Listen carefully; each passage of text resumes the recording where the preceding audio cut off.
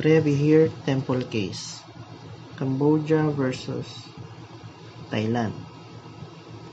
ICJ reports Supra. The facts of the case are as follows. Cambodia complained that Thailand had occupied a piece of its territory surrounding the ruins of the temple of Preah, a place of pilgrimage and worship for Cambodians, and asked the court to declare that territorial sovereignty over the temple belonged to it and that Thailand was under an obligation to withdraw the armed detachment stationed there since 1954. The Cambodia invoked the Franco-Siamese Treaty. Thailand filed preliminary objections to the court's jurisdiction. Thailand asserted various arguments aimed at showing that the map had no binding character. One of its contentions was that the map had never been accepted by Thailand, or that if Thailand had accepted it, it had done so only because of mistaken belief that the frontier had indicated corresponded to the watershed line.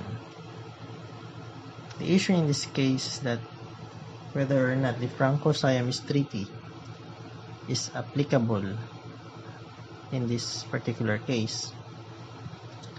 The court held in the positive. The Franco-Siamese Treaty is applicable in this case, provided that in the area under consideration, the frontier was to follow the watershed line, and that a map based on the work of a mixed delimitation commission showed that the temple on the Cambodian side of the boundary.